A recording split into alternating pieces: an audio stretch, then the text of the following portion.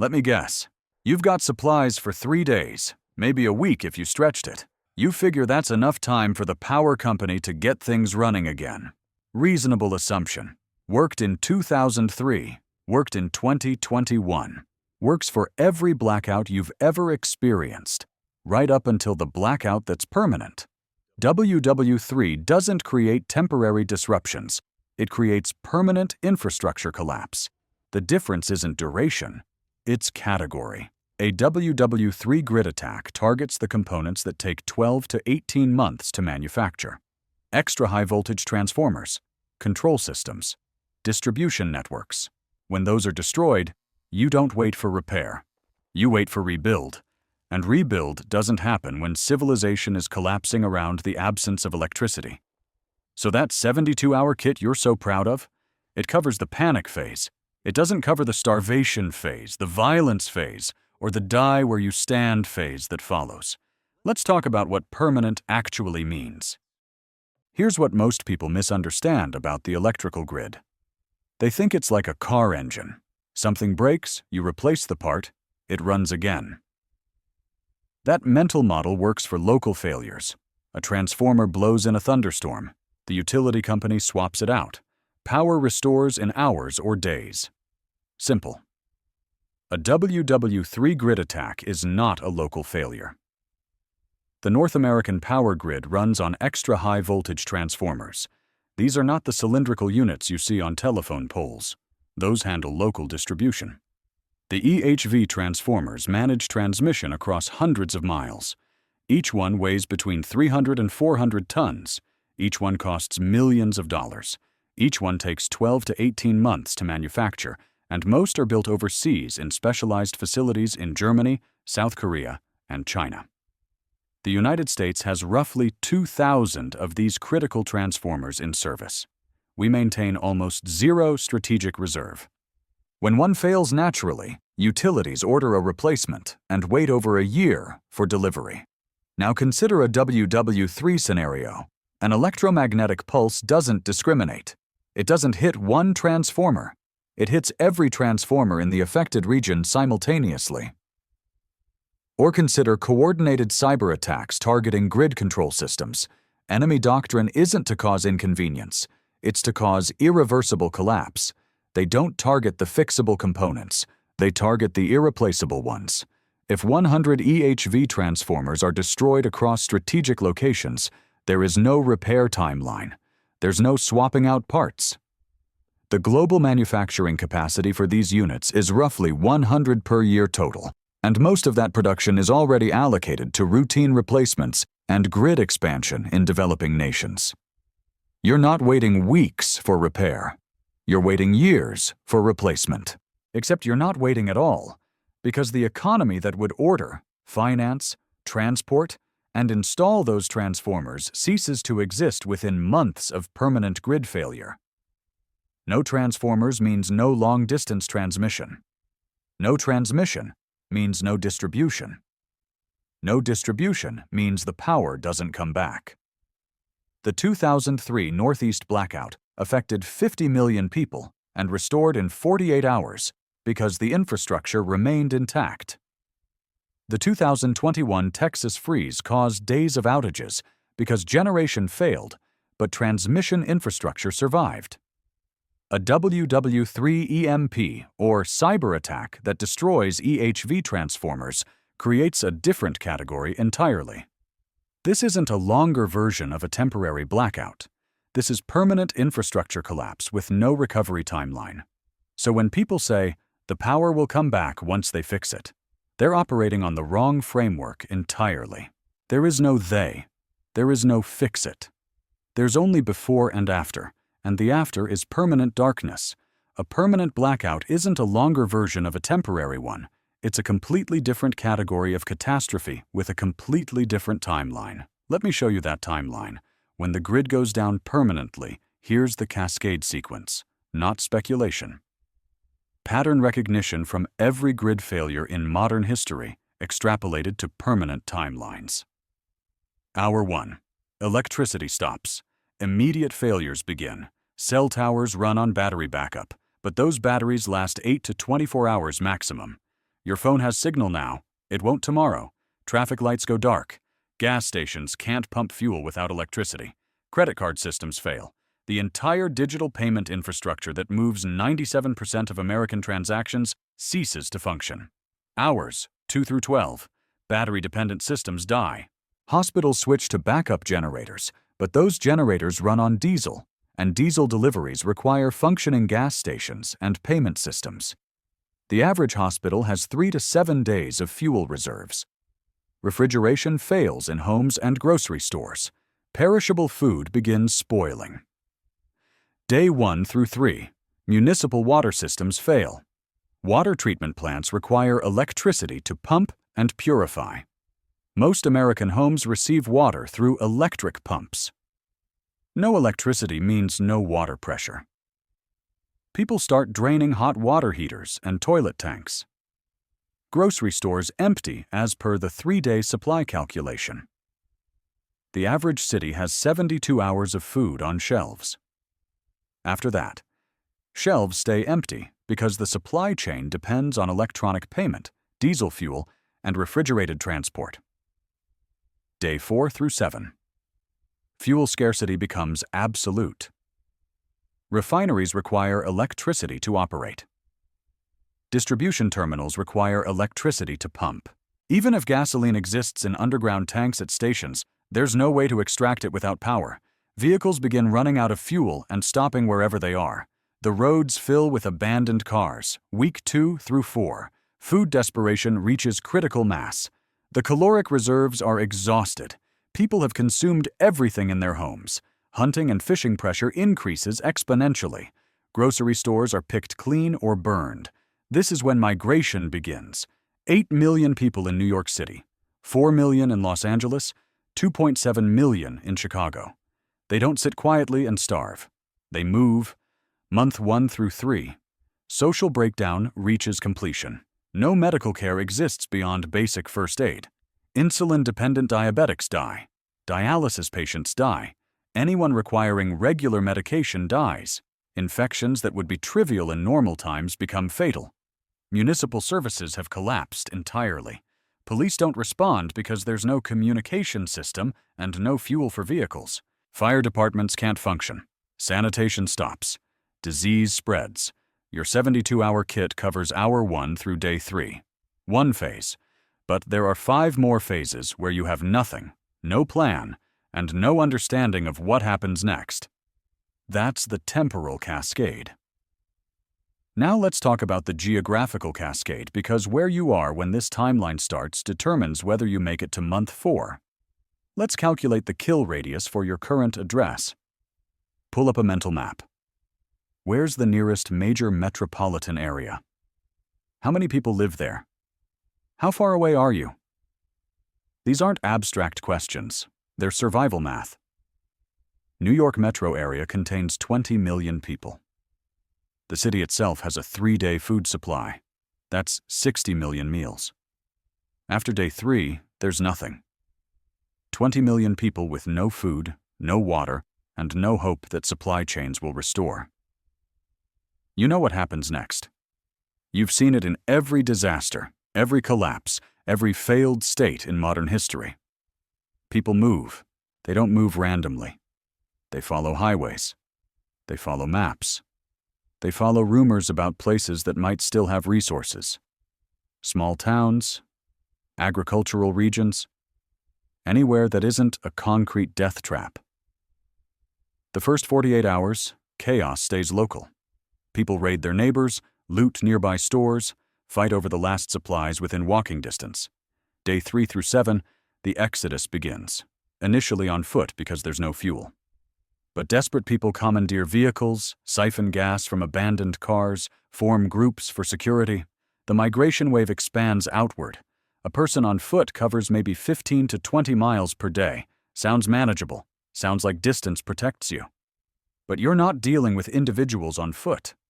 You're dealing with millions of people, some with vehicles, all moving outward in every direction simultaneously. The wave doesn't travel at walking speed. It travels at the speed of the fastest, most desperate groups. Calculate a 100-mile radius from any major city. That's the immediate danger zone, reachable within the first week by vehicle, by bicycle, by sheer determination. Everything within 100 miles of New York, Los Angeles, Chicago, Houston, Phoenix becomes a target. Small towns, with populations of 5,000 or 10,000, cannot absorb an influx of 50,000 desperate refugees. They don't have the food, they don't have the infrastructure, they don't have the capacity. 100 to 300 miles out, you have a buffer, a window. The wave reaches you in week 2 through 4 instead of week 1. That window matters, but it's not immunity. It's a temporary advantage that evaporates as the migration continues. Beyond 300 miles, you're in what some analysts call the empty quarter. The places most metro refugees won't reach because the distance is too great, the terrain too hostile, the resources along the way too scarce. But even here, you're not safe from everyone. You're just safe from the initial wave. The compounding effect is what kills mid-sized towns. A town of 10,000 in rural Iowa seems safe. It's 300 miles from Chicago. Good buffer, right? Except Chicago isn't the only source. Milwaukee adds pressure from another direction, St. Louis from another, Kansas City from another. The waves converge. That town of 10,000 receives pressure from multiple metropolitan collapse zones simultaneously. Geography gives you distance. But distance alone isn't survival. You also need resources to outlast the timeline. Let's audit what you actually need to make it through permanent darkness. Your 72-hour kit has 6 meals. The permanent blackout lasts years. Do the math. It doesn't work. The average person requires approximately 2,000 calories per day to maintain basic function. That's 730,000 calories per year. A year's supply of stored food for one person weighs hundreds of pounds and occupies the space of a small closet. 2 years? 3 years? The volume becomes unmanageable. The cost becomes prohibitive. And that's assuming perfect storage conditions with no spoilage, no rodents, no moisture damage, and no theft. Storage fails for a simple reason. Everything you store is finite. It runs out. And when it runs out in a permanent blackout scenario, you can't reorder from Amazon or drive to Costco. You need production, not storage. Caloric production means gardens, livestock, hunting, fishing. Food sources that regenerate. A garden produces calories every growing season. Chickens produce eggs continuously. Hunting provides meat if game populations remain viable. These are systems, not supplies. Water follows the same logic. The average person needs 1 gallon of water per day minimum for drinking and basic hygiene. That's 365 gallons per year. You can store that. You can fill a 500-gallon tank and feel prepared until you realize that tank empties in 16 months for one person, faster for a family. Then what? You need a renewable water source, a well that doesn't require electric pumps, a spring, a stream with reliable flow, rainwater collection systems with proper filtration. The key word is renewable. If it runs out and can't be replaced, you die when it runs out. Heat becomes critical in winter climates. The grid powers most home heating systems. Natural gas furnaces require electric blowers and ignition systems. Even if natural gas pipelines remained pressurized, which they won't, because pumping stations require electricity, your furnace doesn't function without power. Electric heat obviously fails immediately. You need wood, or you need a massive propane reserve. Calculate the BTUs required to heat your home through winter. A typical home in a cold climate requires 50 to 100 million BTUs per winter. 1 cord of hardwood provides roughly 20 million BTUs. That's 3 to 5 cords per winter. Every winter. Forever. Do you have access to forest land? Do you have the tools and skills to cut, split, and stack 5 cords of wood annually? Because if you don't, you freeze. Power generation after the grid fails requires systems that don't depend on the grid. Solar panels work if the EMP didn't fry the inverters and charge controllers. Small-scale hydro works if you have flowing water and mechanical knowledge. Wind turbines work if you can maintain them. Realistically, most people revert to manual alternatives: hand pumps for wells, wood stoves for cooking and heat, oil lamps for light. The regenerative rule is absolute.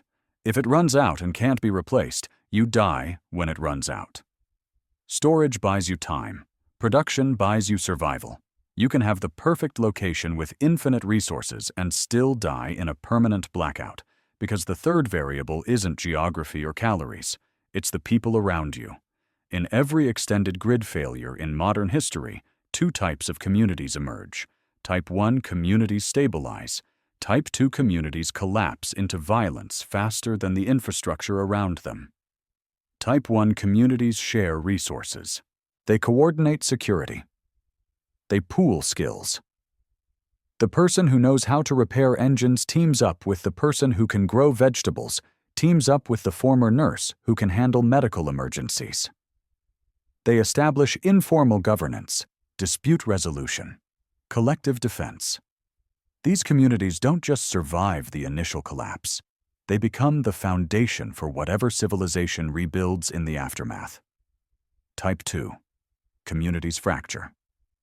Hoarding begins immediately. Violence erupts over diminishing resources.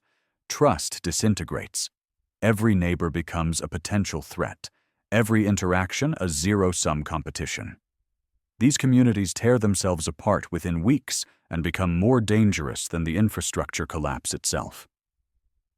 The determining factor isn't wealth. It isn't education level. It isn't political affiliation. It's social capital and cultural orientation. Community organization density predicts outcomes. Churches, civic clubs, volunteer fire departments, any institution that creates regular face-to-face interaction and trust building before the crisis. When the grid fails, these organizations don't need to be invented. They activate.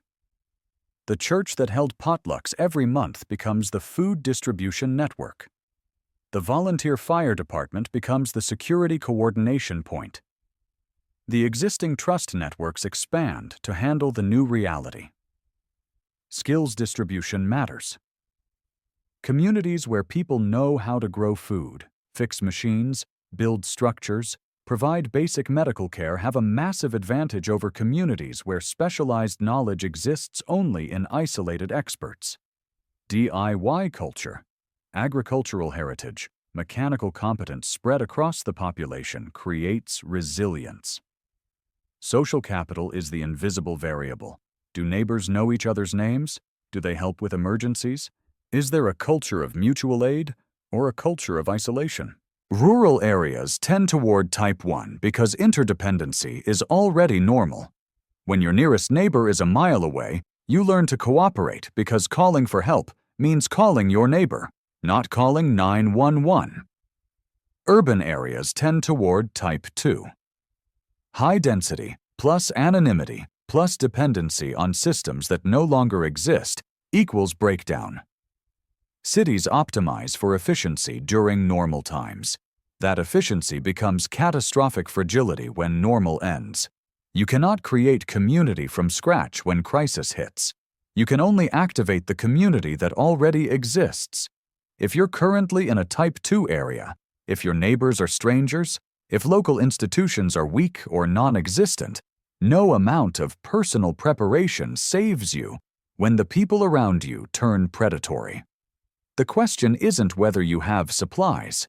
The question is whether you're surrounded by people who will cooperate or people who will take everything you have by force. So you need distance from death zones, renewable resources, and Type 1 community characteristics. That's the audit. Now let's talk about what you can actually control in the time you have left. There are 3 strategies people actually attempt when they think about permanent grid collapse. 2 of them fail. 1 works. Strategy 3, the worst option, is the bug-out fantasy. Load the truck, head to the mountains, live off the land. Hunt deer, fish streams, filter water through your bandana. This is the strategy that sounds romantic and kills you within months. You have no resource base. You're exposed to weather extremes. You eventually run out of ammunition, medicine, or luck. Historically, nomadic survival during collapse scenarios has the lowest success rate of any approach. You're not a mountain man. You're a modern human with modern vulnerabilities, and you'll die like everyone else who tries. Strategy 2 is urban fortification. Stockpile supplies, barricade your home, defend your block. This works in short-term disasters. It fails in permanent collapse because you're surrounded by millions of people in a Type 2 breakdown pattern. Your supplies run out. The kinetic wave eventually reaches you. No personal defense withstands sustained pressure from desperate masses. The only exception is if you're inside a functional Type 1 enclave within the city, which is extremely rare. Most cities default to Type 2. You can't fort up in a place that's already a kill zone. Strategy 1 is rural relocation to a Type 1 community before the crisis. This is the only approach that passes all 3 survival layers. Distance from urban exodus, check. Renewable resource access, check. Existing community networks, check. Lower population density means less competition for resources. Agricultural regions produce food. Type 1 culture means cooperation instead of predation. The critical detail is timing. Strategy 1 requires relocation and integration before the grid fails. If you wait until the crisis begins, you become a refugee attempting Strategy 3. Migration during collapse puts you on the road with no destination, no community, no infrastructure. You're nomadic by necessity, which means you're dead.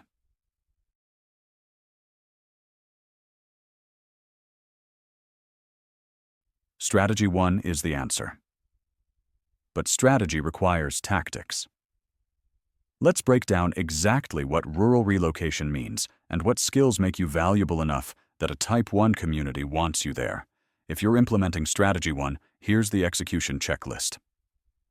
3 parts: location selection, skill development, network building.